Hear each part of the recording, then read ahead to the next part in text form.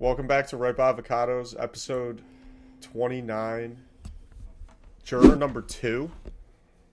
Our first Clint Eastwood movie, I think, as well. I actually didn't hear much And our about last this movie. Clint Eastwood movie. No, I'm joking. Yeah, what is he? 104 years old at this point. Yeah. But yeah, so it's Clint Eastwood, Nicholas Holt. I always mispronounce his name, though. Is that correct? Yeah, Nicholas Holt. Holt, Tony Collette, and a few others in what I thought was a pretty underrated movie, but we'll get into it and let's hear what this thing was about.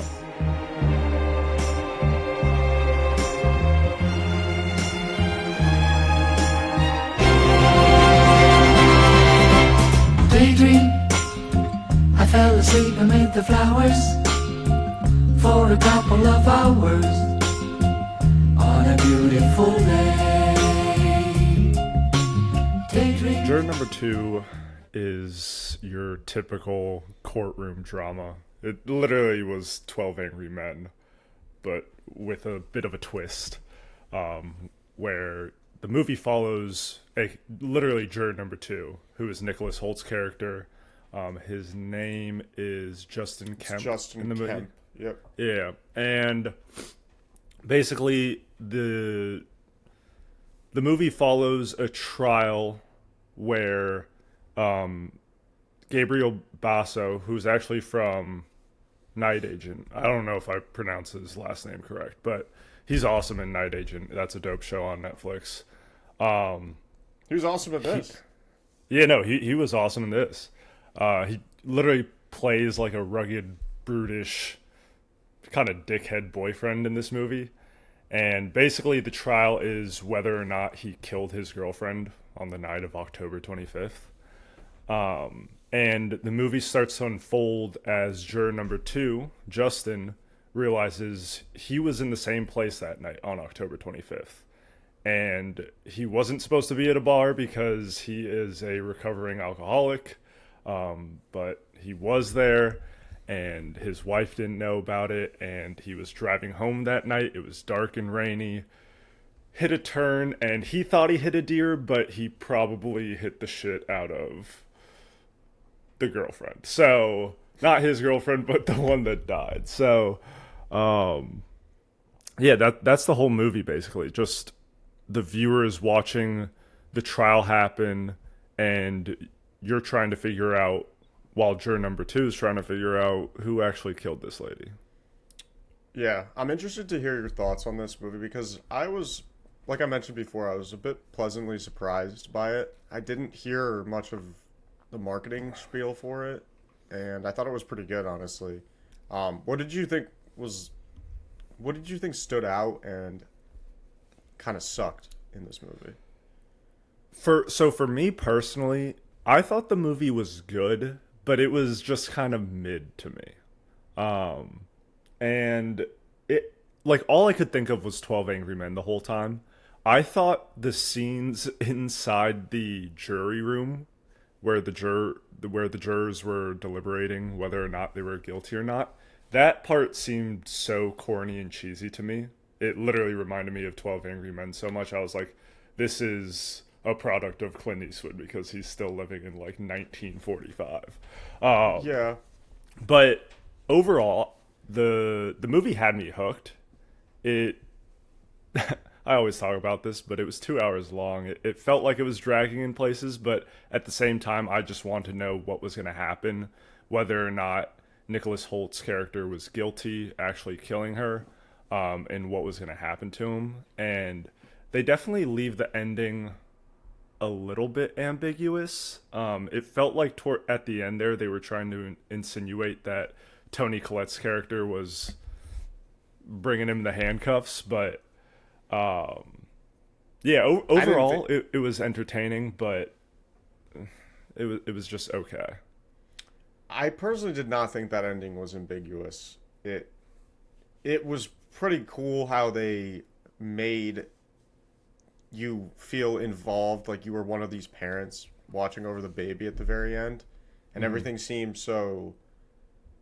It seemed so false I don't know if that's the right word to use, but they're coddling the baby, and it's like a really heart to heart family scene, but you're just like waiting for something to mess it all up because Nicholas Holt's final remarks to Toni Collette are just going on and on about how he's actually a good man who made a mistake, but if she sends him away, then he's not going to be with his family anymore, which is true. It does seem as though he made a mistake, but even when he's coddling his baby with his wife, it still feels wrong because he killed some girl, but then he called, and then he's like, you guys are my girls or whatever.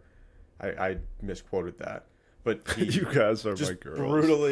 he just brutally killed this other girl by accident, but it still ruined somebody else's life. So why should he get off scot-free? I think was what that scene was supposed to look like, and that's well. what I mean, got out of it. that was the message of the whole movie, right? Like, it starts unfolding that. What's his last name? So I don't. Yeah, Gabriel Basso. His character. What's his character's name in this? Oh, James It's Scythe. Smythe. That's right. Smythe, right? Or Slythe? James Scythe, I think, is just Scythe. Yeah.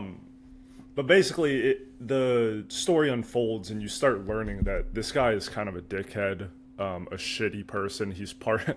They reveal he's part of a gang that sells drugs and corrupts the youth. Well, claims he was, right? We don't know, because then you hear that like the only way to get out of it is to die, and here he is still alive. So he claims like that was the best part of the movie, the whole back and forth, the whole unreliable narrator, where you don't know who's telling the truth, right? Like, you don't know if James Scythe is a reformed drug dealer now and like he's doing better with his life. He just had a little altercation with his girlfriend and that's it. Or maybe he's still gang banging and beating the shit out of people and selling drugs to little kids. Like, we don't know that, but what we do know is it's highly likely that Nicholas Holt killed his girlfriend and he's trying to pin him for the murder so he doesn't go away. So who really is the good guy, right? That's the whole message of the movie. Yeah, I agree, and I get where you're coming from by saying it's not. It was slow at some points and definitely cliche. I've only seen 12 Angry Men one time, but I did write that down as well because it did feel very as almost an honorary piece of work about 12 Angry Men. But I did like the unreliable narrator. It created the ability to not really trust anybody's motives and not really know who's right and who's wrong. I also thought it was cool though how you got to see each scene like multiple times.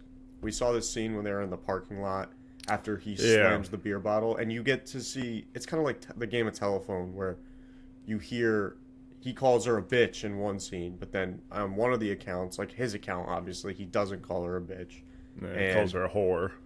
Yeah, something. He's respectful in that one, but it does this with other scenes too. So you just get to see where it stands along those lines, like where Nicholas Holt's character typically was and whatnot. But I thought it was cool how much of a moral battle this was, because Nicholas Holt, I don't know if he figured out at the scene, or excuse me, at the trial, that this was where he was that night. I don't know. It was hard for me to figure out if that's really when he learned that he killed this girl by accident. Because when he's telling Kiefer Sutherland's character, he's like, yeah, I got put on jury duty, and then it turns out that I was there this exact night and whatnot. Yeah. And we just see him for a little bit before the trial, so I don't know. It was a little weird.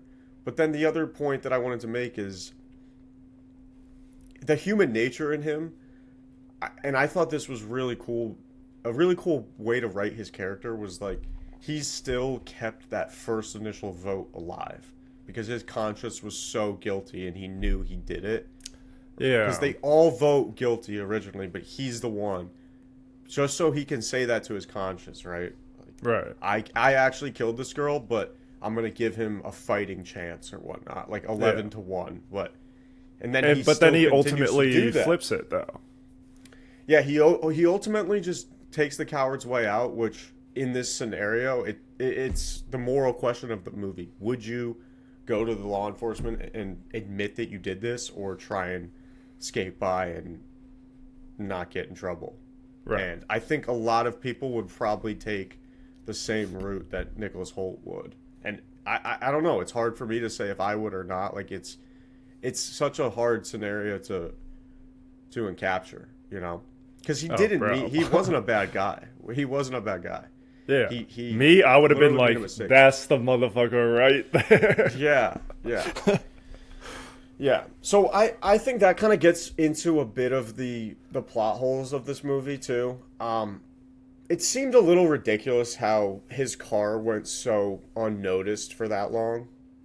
Like he hit her right by Old Quarry Road. I get that there's not maybe cameras in the area, but I don't know, man. It seemed like a really small town, and they would have been able to track this vehicle. As someone that listens to a lot they kind of touch on that a little bit. It's the fact that the police like kind of had it out for him from the very start. Gabriel Basso's character, and they were like, look, it's definitely the abusive boyfriend. They've had domestic disputes before. Let's just pin him. Yeah. Like they weren't looking for anyone else. Yeah, but they didn't even have the night agent in his car. And that was the other piece. So he also Nicholas Hoult is the only person who could identify the night agent as not being at the murder scene. He sees him driving away. So he just has these two huge damning pieces of evidence that allow him to not put this guy away. He just abstains at the very end and whatnot. I'd actually say that's probably the moment he realized he knew he was 100% guilty. When he remembers seeing James Scythe drive the opposite way. Which is why then, of course, he flips his vote right after that. Dude, the more I've analyzed this movie, I think it's a pretty underrated film, to be honest. It's not. I'm never gonna put this in like my top 50 or anything all time, but the way Toni Collette's character works with the defense attorney, but the way she also is able to portray images of like what she's thinking about stuff without really saying words is a really good aspect of this movie. Like, dude, that scene when at the very end of the movie, I thought the best scene was of the whole thing was when they create this, again, well-written part of it where you're not supposed to go find evidence alone as a jury member when you're working on a case. So after J.K. Simmons and Justin do this, they allow the whole jury to do so because they've hit a writer's block in terms of deciding if he's guilty or not. So all of them go over to this spot on Old Quarry Road to look at the crime scene, and I think it was just a ploy for Toni Collette to see what Justin was going to do, because literally all the cops are just standing there and he's sweating bullets, just like just looking so fucking guilty in front of everybody, and she's literally just staring at them the whole time. And I think that's the moment when she kind of knew it was him, to be honest. Like I think that's where she figured it out. Even though, I mean, we see it in the courtroom after, I guess, but there was definitely rising suspicions at that point. And Nicholas Holt's character too, I think his body language is so great in this, because he kind of plays like a sniveling like asshole pretty well. Like he does that really well in The Menu. I mean the way that too, but the way he's able to show a lot of the time just with his eyes how he's lying or how he's nervous about certain questions and whatnot. Like when the black guy's interrogating him, he's like, "Yeah, I know something was off with you when we first got here," and then he really just ends that statement with, "James Scythe is guilty. Like, I don't know why you're trying to mess it up," or something like that. So the whole time Nicholas Holt's like, "Oh, he thinks it's me. He knows I did it." and he's literally falling down while he's saying it to him. It's very well acted in my opinion. So, But yeah, that's what I mean. Like he plays the character well, where the character is like trying to be good on face value, but like low key just kind of a coward, like not a great person. he plays a lot of fucked up roles, doesn't he? Yeah, he's a good actor. He is. Yeah, I was thinking too. He's probably getting close towards that A-list tier if he's not already there. I mean, he's been doing some big time blockbusters, and I thought he was really good in this one as well. I'd say him and Toni Collette were the two best actors. Obviously, they're like the two leads, but Yeah.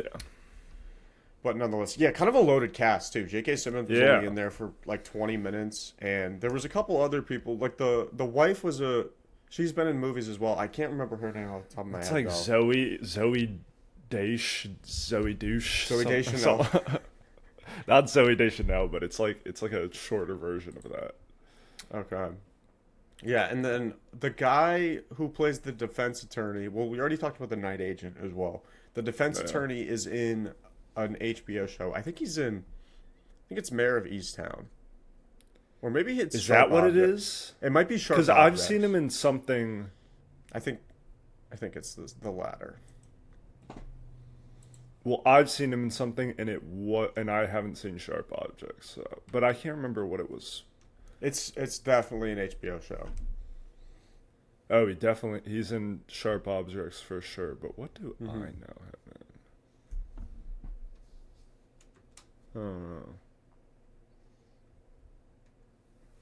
Oh, maybe I've seen him in I Care a Lot. Whatever.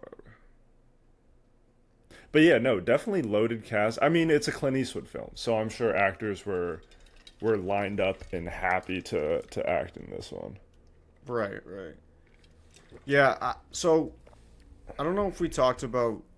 Cinematography per se, but I thought this was probably the best piece of the whole movie. We talked about how it was told in this sort of non-linear fashion. Everything's at the courtroom and it's being recounted from multiple points of view. I thought that was a sweet piece of it. There's a lot of rain too in this movie. Obviously the night that it happens, it's pouring, but I think it's cool how the cameras in that area, like we just see how thick the rain is. You can kind of hear it. I think a lot of this movie does a good job of just showing details of what the detectives are looking at rather than just pointing out pieces of evidence. Because there's really not much evidence at all in this case other than the car and like the murder scene. I don't even know if it's it's just a lot of like eyewitness accounts of them having a altercation before the time of death. But that being said, I have a very firm grasp of what this area, even though it's fictional, what it all looks like, and as the viewer, I'm kind of able to put the pieces together myself and paint a picture of what happened at this crime scene. So Yeah, I'm sure that was all sure. intentional. I mean, Yeah. it wasn't too hard to grasp though, right? No. Again, it's not the best movie I've ever seen, but I thought this movie was definitely worth recommending to people. It had me hooked the whole time. I really didn't think it was too long, honestly. I kind of like these kind of movies where it was a bit of a whodunit, like because the whole unreliable narrator piece of it made it to me seem that at first I didn't know if Nicholas Hoult was actually going to be guilty, but he pretty evidently was, and yeah, that was pretty much juror number 2. I don't know if you have anything else you want to add to it before we do our scores. Well, I was just going to say, and this will reflect in my scores, but characters for me was actually the best part of the movie. Cinematography for sure, like the way you said it was jumping around. But for me, the way it was jumping around helped in the beginning, where you as a viewer were trying to understand who actually killed this girl, whether it was Gabriel Basso, the abusive boyfriend, or whether it was Nicholas Hoult, juror number 2. Yeah. And that was really cool. But then you find out pretty quick, or you get an idea pretty quick, where it's like, okay, Nicholas Holt's character definitely hit this chick. Like, all the evidence starts lining up towards him, and then you're like, okay, now the movie kind of delves into the characters, right? And the morality behind the characters. Especially Nicholas Holt and Toni Collette's characters, right? And I thought that, like, second and third act of the movie, or the second half of the movie, however you want to divide it up, I thought that was definitely the best part, and it really shined through the characters of that Nicholas Holt was playing, and Toni Collette especially. Okay. I don't know, yeah, man. I thought the first part was pretty good too, because I I thought it was I thought it was good, but I thought the second half was the best part of the movie. Okay. Yeah, I mean, like I mentioned before, Toni Collette and Nicholas Holt end up having this pretty good chemistry, to where she's reading him like a book without saying much to him. Like, she figures it out right there in the courtroom at the very end, and he's sweating bullets, and he basically just negotiates his life sentence on a park bench outside the courtroom. And that was a great scene. And then you see the internal battle Toni Collette's going through. And yeah, I mean, I thought the characters were good as well. I did not like her southern accent. I thought that was pretty bad, but that was the only negative I wrote. Dude, he was also just so fucking dumb. Like, don't go back to the courtroom, you dumb bitch. Yeah, don't trail J.K. Simmons. Yeah. I would have just made up... No, going back to it, dude, he definitely knew that there was some affiliation to him with this case, because he had already predetermined with his wife that he was going to leave it because of her being in the third trimester. But he tried. He did. And you knew as, like, the viewer, that something was going to be off, because the first, like, 20 minutes of the movie, there's seemingly no problem. And then we hear about the case, and he has, like, a That's So Raven vision, and we know it's about to go down. So I wouldn't say he knew about the case, though, prior to... Yeah, maybe he joining. Didn't. It's kind of less ambiguous. Because I genuinely think he just thought he hit a deer that night and tried to erase it from his memory, because he didn't want his wife to know that he was about to have a drink in a bar, but then ended up not having one. But I don't think he knew. I genuinely think he thought he hit the shit out of a deer and it bounced away. I feel like this movie could have been a little better if they didn't reveal him doing that until closer to the end of the movie. I agree as well. Yeah, because I think they could have got away with painting the night agent as the killer for a good portion of the movie, and then giving you a piece of information that would throw it off. I agree with that as well, and that's why I think the characters in the second half of the movie shine more than the first half, because the first half was good, but then you find out way too quick that things are lining up to where it's Nicholas Holt's character. Like, it just makes sense that he killed her. So then it's the moral battle in the second half. But I think they should have done a little bit more of, like, playing with that unreliable narrator, going back and forth, bringing up different stories that make you think, okay, wait, maybe Nicholas Holt, like, didn't actually kill her. Like, maybe it was Gabriel Basso's character, James Scythe. Because I thought there was going to be a twist at the end where they say he's not guilty and Nicholas Holt goes away for it, but, like, the abusive boyfriend actually did beat the shit out of her and throw her off the bridge. I thought that there was going to be some element of that. Or there was a third killer.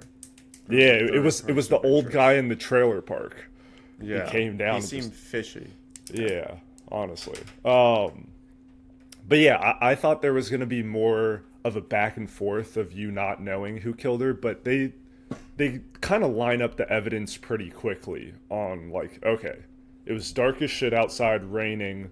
Nicholas Holt was driving down that road, and he hit something that fell over the bridge, and they found that girl's body there. Like, pretty much right away, you're like, unique looking car from 1996. Yeah, exactly. Only 15 like other cars are in the area or something like that.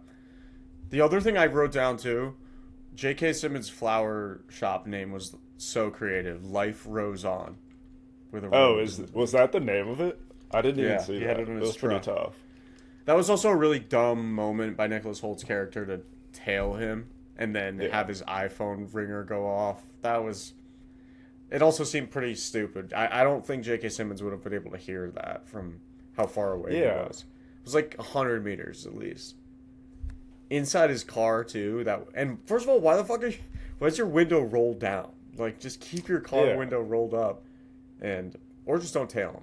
I think that would have been the smarter play.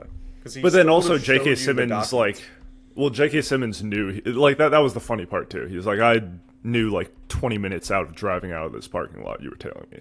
It's like you're driving a 96 green 4Runner, And he was a cop, so. Yeah, exactly. Yeah. But if you don't have anything else, I think we should get onto our scores. My entertainment score was a 7.0. Nice. My entertainment was a 6.9. Okay.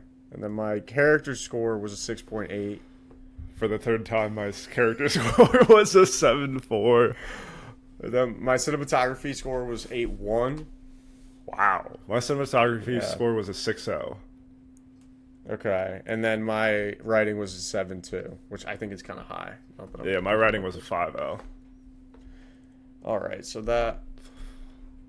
I will get this wrapped up. Do we want to do our character score again? No. Tell me why your character score was a 7.4. Honestly, simply because of Nicholas Holt and Toni Collette. I thought they did a fantastic job. Honestly, they all did a fantastic job. Nicholas Holt's wife did fantastic. Gabriel Basso, again, I can't stress enough how much I love that show, Night Agent. Season 2's coming out. I thought it was kind of dope. like Extraction. It is, but I love Extraction. Okay. It's dope. Just mowing down terrorists the whole time. Pretty much, yeah. I could get into America, baby.